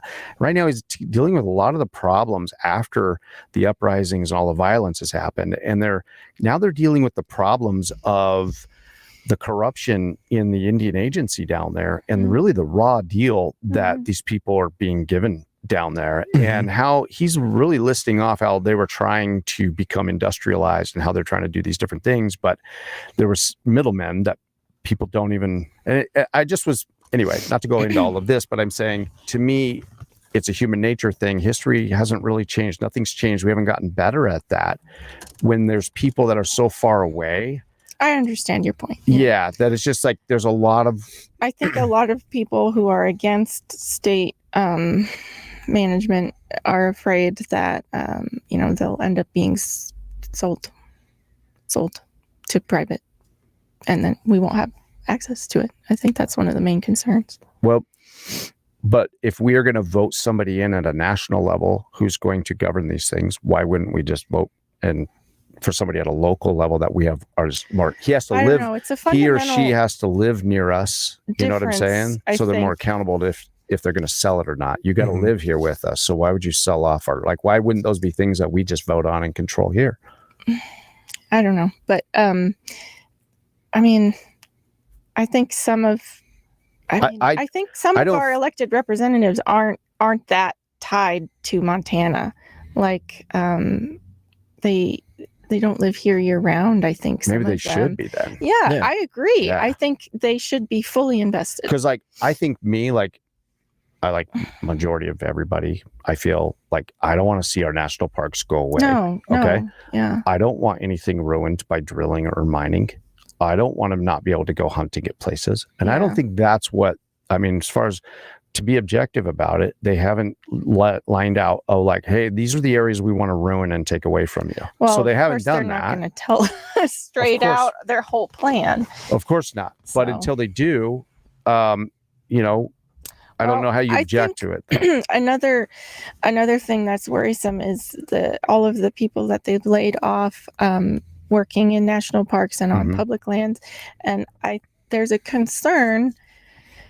Again, we don't know what's happening, but there's a concern that they're setting that up in order to demonstrate, okay, these public lands aren't functioning very well. They're not being managed well. We need a private entity to come in and manage them. And another thing recently that has happened is an order, or I'm not quite sure. I'd have to look it up. But saying not to record the visitor data for national parks. And that too is concerning. I'm not sure why visitor data wouldn't be something you'd want to have. That's concerning, perhaps because they don't want to see they don't want to show how popular and how the public lands were functioning, right? So I don't know why though that they would do that. So I'd have to I don't know either. So I'd have to really kind of make sure that, because there's so much stuff out there. You're right. We all have to sift through so much junk nowadays. It's true. And information literacy is very important. Yeah. Right. You know, I'm not an expert in anything. Right. These, I have to do my own research, and I base my research off of people who I consider to be credible and who have done the primary research. Yeah. So yeah. So I'm just coming from my background in Nevada of like seeing tons of wasted land of like, why do they own this? And why do they flex on us about all of this? I guess that makes sense. And too. I'm like, wow. And so that I feel is an extreme. I realize that that's kind of the extreme. And Nevada's not known for majestic forests, and all this other stuff. But I will tell you this, I did grow up in an era when I was a kid in the 70s, I could go out in the desert and I could just go pick up a desert turtle. I used to catch lizards all the time. Me too. Okay. Loved them. What do you call them? Salamanders. Really? Yeah. Oh. So we didn't have so many of the salamanders, but we did have them. I mean, in the desert. But we had like horny toads and all these lizards. But yeah, when I was a kid, we would just like, you'd find a big desert tortoise, right? And be like, oh man, I'm going to take this and put it in my backyard. I'm going to dig a little hole for him and put a piece of plywood. And he's going to live it back. I'm going to have my own little refuge, right? Did he like it? Yeah. I mean, you could argue that, right? But anyway, but then at a point, all of a sudden they were like, do not touch that tortoise because that's a $5,000 fine and you're going to go to prison for like how many years, right? Yeah. Okay. So what happened though was they went along and they put up tortoise fence all along the highways. Okay. So we had tortoise fence everywhere. And if there was a tortoise in the road, if you stopped to pick it up and move it out so somebody hit it, you had $5,000 fine and you had this many years in prison. So they really put the fear into everybody. Sure. Do not touch these tortoises because they are protected, right? And so everybody was like, don't touch a turtle, like, and then there were people that were like, I still got a desert tortoise in my backyard, and you're just like, don't tell anybody, right? Okay. I get it. There was all this concern over this, but this is where it gets upsetting because you're like, okay, now I just recently went down there and I'm like, holy mackerel, what is that out there? And it's just thousands of acres of solar panels pointing up and I'm like, and I'd read about this, but I'm like, all that ground out there, like, what did they do with all the turtles? And they're like, well, they just come in here with a scraper and they scraped all of that off first. They did send some people in there to try and catch all the turtles and relocate them. Well, turtles don't relocate. Yeah. Okay. So all these desert tortoises, there's a super high, like 90-something% of them, if you try to relocate them, they're dead. Yeah. They die. Okay. So this is my point. This is the federal government managing our lands where they've come in and they say, hey, we're going to protect this. But then I'm like, when did we stop caring about the tortoises? And like, well, because this came along. So I don't know who got what. I don't know who got paid. I don't know what the politics of that was. I'm just saying, but that to me is like our federal bureaucracy of like, this was important here. Now that's not. They don't care about that. Example. Was that that's ever a convincing example? Yeah. So but I'm just saying that is the extreme. I understand that in Nevada, and so I do know like these other states. I don't understand 100% about like how it works up here and all these things, but I guess the way I look at how they're approaching it so far is there's so much misinformation out there that we have to sift through. It's really hard to, I don't know. It's really hard to just judge anybody. I try to remain objective about that until we can find out more about that. That's all I know. That's like a real core debate, right? How much the states should control versus the federal government. So I would say instead of them debate. but if I had to choose I would just choose that the states. I feel like that's just a me thing. I'm not saying I know everything. I'm saying I just, after years and years and years of seeing this, I just feel that when we can control things more locally, we have more accountability. And anyway, and I I don't know. Who knows? Maybe I'm wrong. Yeah.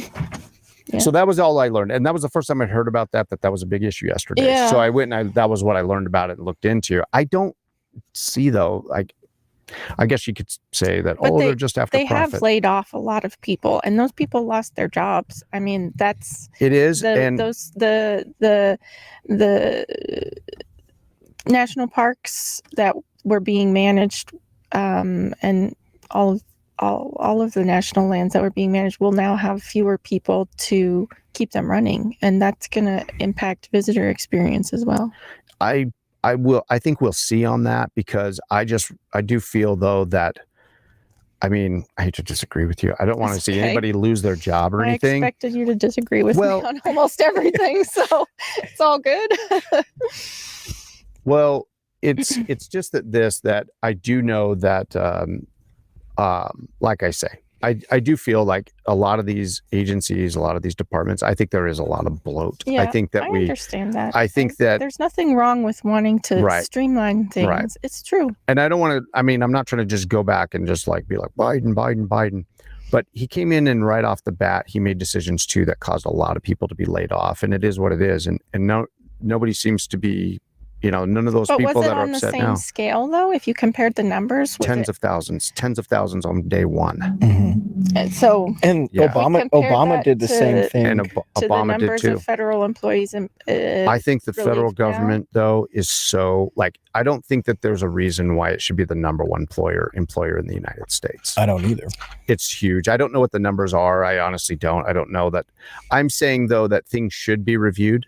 And we shouldn't just be paying people just to pay people. I think there should be accountability. We should, we should be running things better. And it's interesting.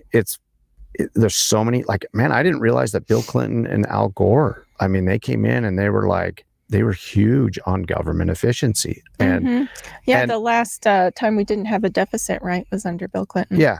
And so, balanced budget. Now those videos are popping up where they're showing, hey, this used to be something that we all cared about, right. And why don't we care about these things now? So I don't want people to be fired just to be fired, but I do feel like I just know in my lifetime, I've seen the left and the right, everybody at one time or another complain about the bureaucracy, complain about the waste, complain about, so I don't understand right now why there is so much resistance to an effort of transparency. Now, if they're just lying about transparency, then, let's call that out. But if there's transparency, if there's accountability, I think that's something that on all of these departments, let's be looking at these things. Like I do worry about our economy crashing when we get to a certain point where, like I say, it's like how we run our household finances. You can really get yourself into trouble if you aren't communicating with each other, you and your wife, Well, I think that's a common area of concern. Yeah. The economy and the tariffs and how that's going to affect regular people like us. 100%. So, yeah. So this whole thing was about like finding common ground, right? We don't have to agree on everything, but if there's some stuff that we want to make action towards, we'll just do it together. So yeah. No, I'm all about that. That was just the one thing we brought this up because of I wasn't aware that was a big old issue. So that's what I went and I looked into, and I don't have all the answers on all that stuff, but I did look into the national park one specifically because I spend a lot of time in national parks and national monuments and federally owned lands, and like the whole, like over the winter in Yellowstone, I went to Yellowstone probably 6 times. I actually saw more national park employees in January and February than I've seen in previous years there. Mm-hmm. There's, I think, 482 national monument sites that are run by the NPS, and I think they laid off 1,000. So that's 2 per national park controlled or national monument, national park controlled entity. Mm-hmm. Is that going to completely change the visitor experience just by 2 people per? I think that's probably not evenly distributed though, right? But do we know? That's what I'm asking. I think we could look it up. Yeah, I think there's numbers. I mean, of are how they many are they laying were... off? Are they laying off 700 of those employees in Yellowstone alone? I don't know. We have Exactly. to look it up. Yeah, But I'm saying. But part of what we're objecting to as well is the extreme speed at which they're doing this. There have been instances where they have had to rehire people because they realized those people were needed. So I think there's better ways that this could be achieved in a more methodical way than just like, let's fire all these people and, oh wait, that was too many. We need a few back. Like, it could be done better. I think. Yeah, you don't want to make mistakes. I think what they're doing, in my opinion, though, is this is a rare thing we've seen right here, and this is also, I think, why this is also why everybody's just like blown away, is that it is the speed of it, but it's like, this is the first time I think that people are actually feeling like, wow, we voted for somebody and they're going in and they're doing things like. Yeah, but if you look at Trump's approval ratings now, they are the lowest, I think, of any president right now in this first honeymoon period. People are concerned about what he's doing. So I haven't looked at it like in the last week or two, but I did see on CNN that his polling numbers were higher. He had the highest approval rating of any president. All right. Well, we'd have to look that up because I heard the exact opposite on the radio. So right. I mean, I don't know. I could be mixing up what this was CNN though, and that's what was interesting about it, was that CNN was. I thought there were certain parts where the percentage were higher than normal. I think but there were some that were like that got super low. And I know the economy, like I think the border was super high. There was something else that was super high, but the economy was super low. That's a good point. It was probably broken up. It was broken down, and then it was broken down into demographic by age and race. And there was some were like super, super high and some were super low. Yeah. But but it changes day to day to day to day too. Yeah. And I'm gonna look primarily at conservative leaning statistics. You're gonna look at liberal leaning statistics. And so we have to look at everything, and there's really no such thing as an unbiased source. Not. But if we can look at a wide spread of them, we can gain a better perspective. Yeah, and that's why I look at the ones that CNN is putting out there, and that they were, I like to look at international news sources as well, because it's an outside perspective. So for something different to a point. At least. To a point. Yeah. But just like anything else, there's interest internationally. It's part of the pie chart. Yes. For sure. You have to factor all those things in, for sure. And I don't think people do. I mean, even me, I find myself. I started following Wyoming news out of India. Yeah. So I follow Wyoming out of there, and I do like their perspective. I look at their perspective on a lot of things in the Middle East. And what's going on in America. It's interesting to see what they think or what they're portraying in America. So. That is another topic that a lot of people expressed their concern over, is the way in which we have seemingly abandoned many of our international allies. Canada, Denmark as well, like with Trump saying he wants Greenland. I mean, I think if we heard that a few years ago, we would think he's crazy. Yes and no. I mean, I think I would have.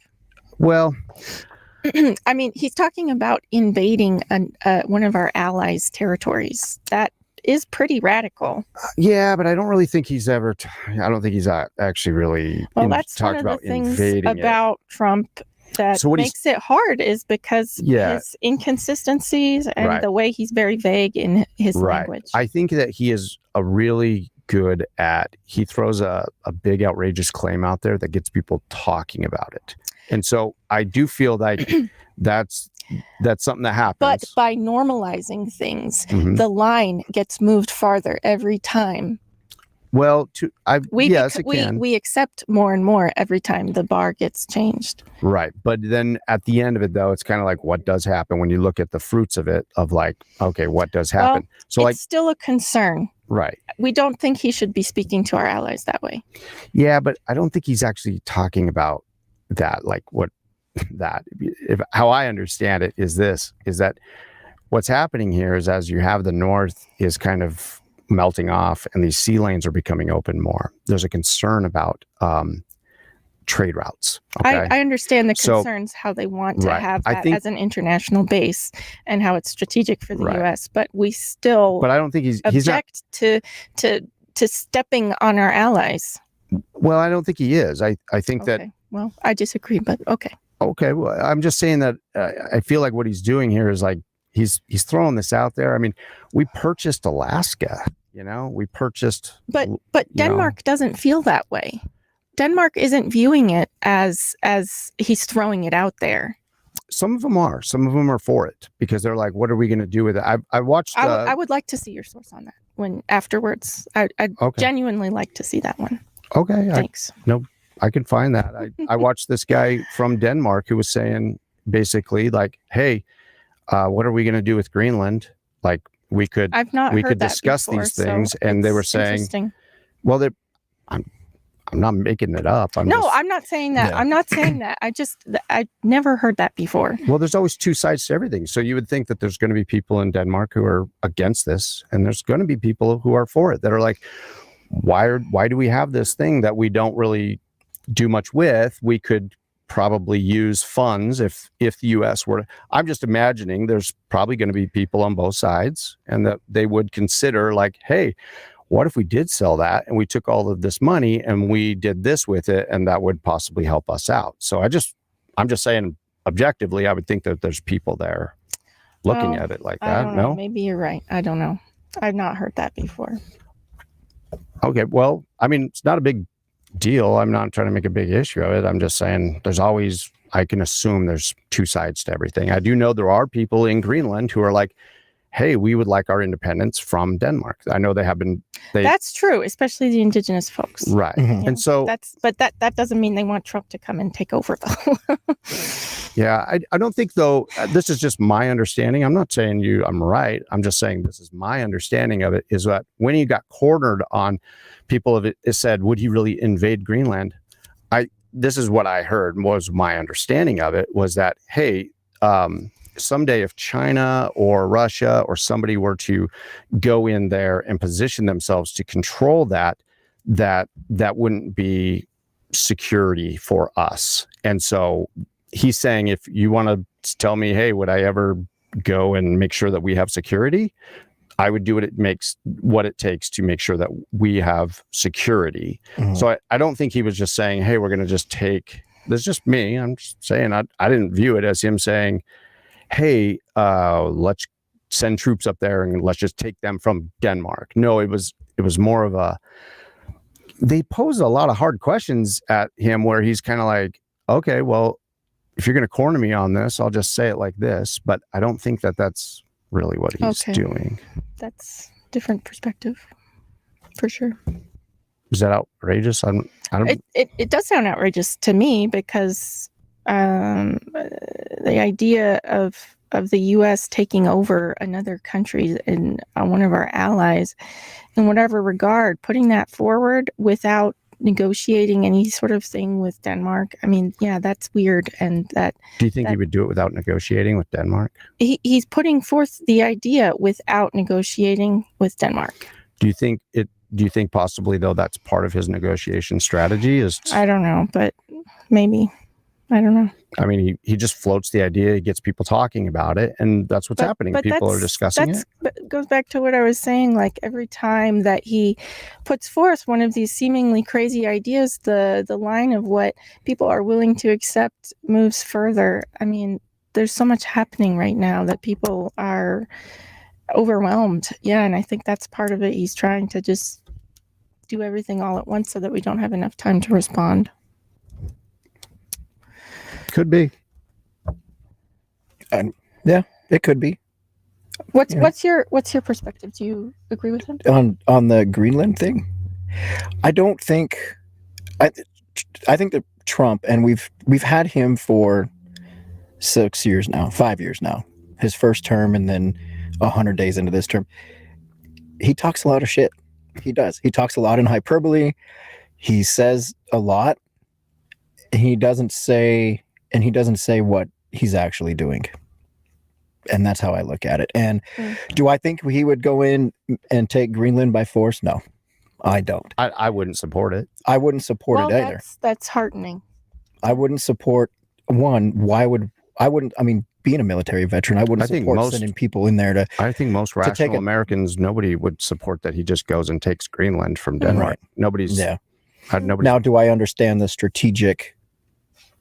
Why you would want it? Yeah. Why? Yeah. Absolutely. Do I think that the indigenous people in Greenland could be better off if it was an American territory? But how have we treated our indigenous people? Not great. So there's not a great track record there.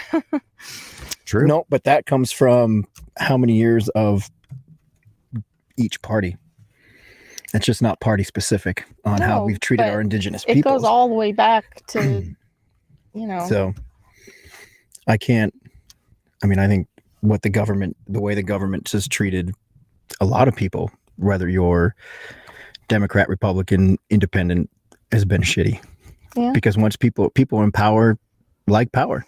That's why they're there. And so they're going to do whatever they want because they have the power, regardless of who you how vote do you feel about how Trump is really filling out his cabinet and his circle with people who are going to be loyal to him, and a lot of them are these really, really mega wealthy people? How do you feel about him surrounding himself and dismissing people who didn't agree with him? I think the Democrat Party does that too, though. I think think this is on a different level? No, I don't, because I think each party is going to do that regardless of who's in power. Now, say in 4 years, a Democratic president takes over, he's going to do the same thing. He's going to put people in his cabinet that agree with him, that are supporting his policies or her policies.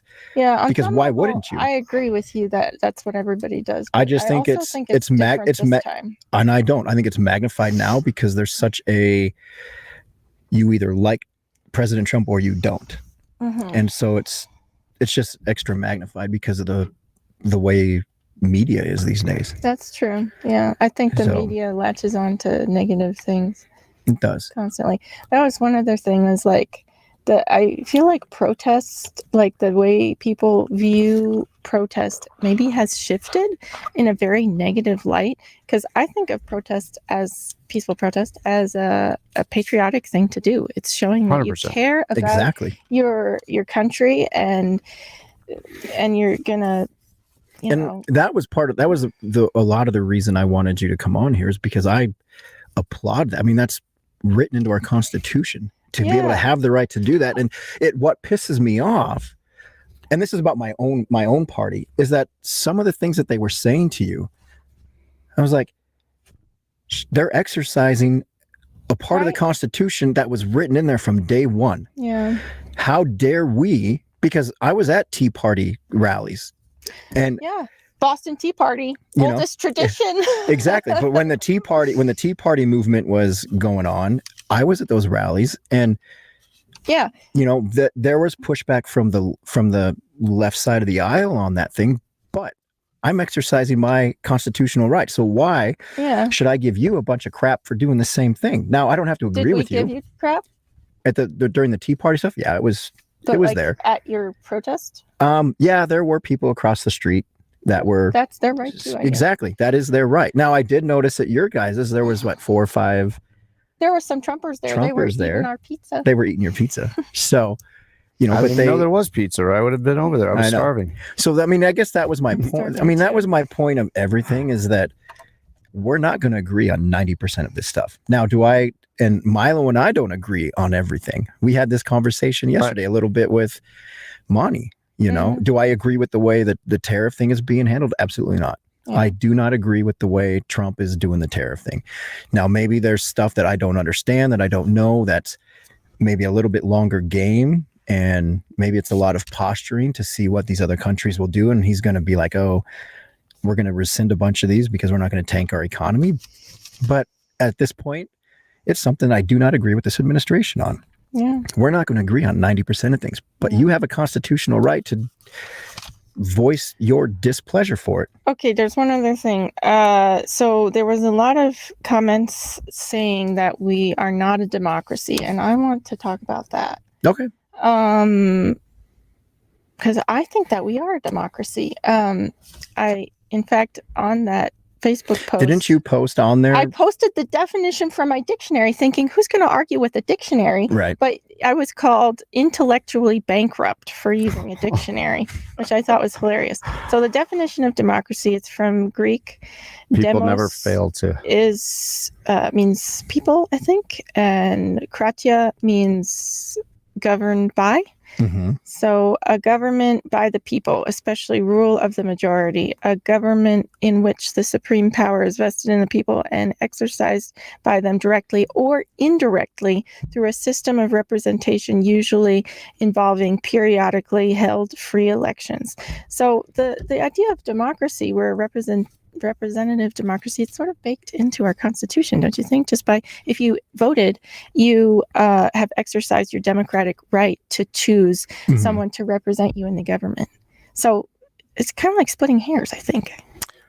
Yeah, I mean, Cole, what are your thoughts? We are a constitutional republic, but within that, there's principles of democracy. Yeah. Yes. What do you think? Well, I agree. I think calling ourselves, I think North Korea calls themselves a republic, the People's Republic of North Korea or something like that, but they're by far not a republic. They call themselves the DPRK, the Democratic People's Republic of Korea. But they're not. Yeah, right. But do you think that this break between thinking that we're not a democracy simply has to do with the similarity of the word Democrat and Republican? I don't think that's how I feel. I think people are just like, it's the same word. We're not. I don't think that. I guess I don't know the real history of how the party got that name, Democrat, and I don't tie that to democracy. Yeah, I feel because like the parties have switched before as well on their. They tend to. There's a long history, all of that stuff, but I don't know. I understand how a republic works, and I do feel like we are a republic that operates through democratic principles of we're going to vote for things and all the whatever. But there is a defined separation between a pure democracy of direct democracy. Yes, where we're all just going to be like majority rule. Yeah, but does the states function that way? The states. Well, the states, we have a democratic republic type state, right? We have we have state reps directly. So our reps vote on our behalf, right? And supposedly, right? So that's. I mean, that isn't. I guess that's what people are saying is like they aren't. I don't know what these people who were being crappy in the comments were all about. I don't know. Yeah, I think though that what people are doing it over the issue that get caught up about it is that Washington doesn't put every issue out to us and then we all vote on it. Oh, sure. Right. And that would be a direct. And that's a direct democracy of like, we're all going to just vote on everything. Do you think that would be better? I don't, because the analogy is, and I'm going to butcher it, but I've heard it before from somebody else a lot smarter than me, is that would be like two wolves voting with a sheep about what's for dinner. And that's why we don't have a democracy, is because what if a majority of America thought that slavery is right? We should have slaves. What if a simple majority could just vote on that? We would never get rid of these things that are immoral, let's say, if it's a straight up democracy. Now, like certain areas though, and our system is flawed 100%, but in a way, they did try to set it up in a way that it keeps from those types of things happening, where a large population base in one area can't just overrule, everybody else. Okay, let's play the game anyway. So, and that's why they've set it up that way, is my limited government, experience. But so I'm appreciative that it's that way. Yeah. And I think people use that because you say democracy. Well, we're a democratic republic, right? Yes. And so, and I just people aren't educated on the issue. They just like throwing it out there. I guess maybe because I lean towards we're a democratic republic. We're not a direct democracy. Well, we're not. Yeah. But and people just use that. I think people use that argument. Yeah. Maybe to sound cool. I do think too, though, people get really loose everywhere, though, with when they claim like, oh, our democracy is under threat, or our this is under this, or whatever. And I do feel like we just jump to these big scare things that, I guarantee that we have to take care of it. We have to make sure we hold people accountable, because I do feel like we can slide toward tyranny. Nobody wants tyranny. Nobody wants this side to get more powerful than this side. That's and all of a sudden they're in charge of everything. Nobody wants that. So I do feel like the news, I feel like people in general, though, they throw these things around as scare tactics without really paying attention to the nuance of things, and also having trust in the system that, hey, we do have checks and balances here. But what do you think of some of those checks and balances not being regarded? Like the ways that the courts have tried to direct the Trump administration to return migrants who have been deported. I mean, you don't think that they're a little bit ignoring the courts? I think that those courts, I don't know that they have the jurisdiction to be telling the president on this matter. I'm not an attorney. I don't know. Yeah, but me neither. But I did see a funny post the other day where somebody said, and it was just some little, I think it was the Babylon Bee or somebody, they just make up fake headlines, right? They're funny. They make you think. But they were like, Trump is considering stepping down from the presidency and running as a federal judge so he can have unchecked power. And the point of that was, it's kind of funny because he's the president of the United States, but he's not getting checked. I mean, these guys seem to have more power than the president over these matters. I disagree with you there, but what do you think about? Isn't it Congress that has the right to declare tariffs? It's not actually, or so unless there's a state, the president can call for a state of emergency. And of course he did. Yeah. Did he? I think that's no. They don't have the power to do tariffs. I think that right now, but Congress can outside of a state of emergency. When there's a state of emergency, the president can. Yeah. From what I understand, I understand that too. And I think that he did declare some sort of emergency. I'm not sure, because I just saw that Rand Paul is putting a bill forward to make it so that only Congress can do tariffs. So I think that, they have the power to set taxes, and that's because they represent us. They're the branch of government that represent us. Right. That's why we had, that was the whole problem. No taxation without representation. So we've set it up to where we have representation. And the president he doesn't represent us. The executive doesn't represent us. Our members of, I'm just not telling you guys things that you don't already know. This is my understanding. So these people are our elected representatives, and that's how they have the power to tax. But it looks to me, just because Rand Paul, I'm just deducing here, Rand Paul is proposing a bill that would make it so that only Congress can enact tariffs. So I think the president has a power to do tariffs. I don't know. Should we get on? You're going to search it? That's true. I don't know. We could go back and forth all day on what we agree on and what you agree on. At length on these things, and I'm starving. I'm sorry. I should have had a snack. I'm getting kind of hangry here. Oh no sweat. No, it's fun. I'm glad we got to at least meet with you and know who's the organization of this, how that all happens, and I think people would be interested to see how things can happen at the little local level and have appreciation for that, and realize that, hey, these are your neighbors, and this isn't always some big outsider who is trying to change your world. We're just trying to exist here as well and express our own views the way everyone else has. And like I said, the whole point of it for me was they're exercising a First Amendment right. Yeah. They should be for that. You should be for that. Now, if you want to set up across the street and do your I protest. thought there were going to be some. I was honestly, with all the pushback you were getting, I thought there was going to be a lot. You'd go out, you'd be on the north side of Pike, and there'd be just as many people holding I thought so too. Holding pro-administration, pro-Trump signs, but there wasn't. Yeah. I think, I think in a small town, I mean, this is just my impression, is like, nobody wants conflict or contention. I think in the bigger cities where people are more anonymous, they're like, let's go out there. But in a small town, I don't know. That's just my assumption of like, I don't want to be seen as held being accountable by your neighbor. It's like, you got to go to the store. I like the businesses downtown. Why would I want to hurt him? Right. I do think that people, though, they get wrapped up in what they see. Sure, and like a mob mentality as well. In a really big group of people would lose control, I think. Yeah, I think so too. Like so I'm glad it wasn't like that. I was like the guy with the flag driving by every so often. And I was glad that the people at the park they just were like, whatever. I was glad that that's okay. They're just trying to push buttons. I don't want to see it get crappy for anybody. No, but anyway.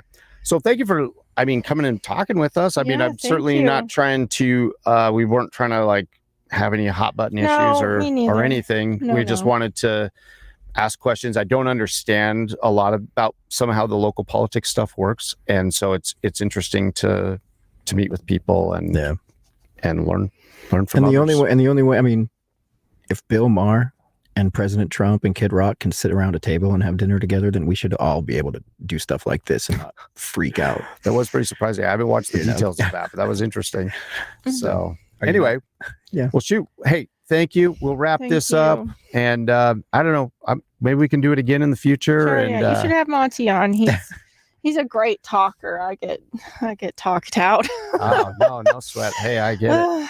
I appreciate it. Hey, thank you everybody who's been in the comments section. It's been fun, and we will do this again real soon. Everybody, hey, also let's all be nice to each other out there, especially, come on, watch the comments and small town, man. Small town stuff. Let's all look out for each other and look to find common ground. So I hope our people in the comment section, they are like that. Thanks a lot. I don't know who the riffraff was who was being not nice to you, but that's okay. I'm not proud of them. I will say, the comment section in here was super chill. Thank you for not roasting me. I thought it was going to be a roast. No, I haven't seen anything negative. Nobody's roasting. So anyway, we appreciate it. You did awesome. Okay, thanks a lot. It's been fun. All righty, we'll see you guys.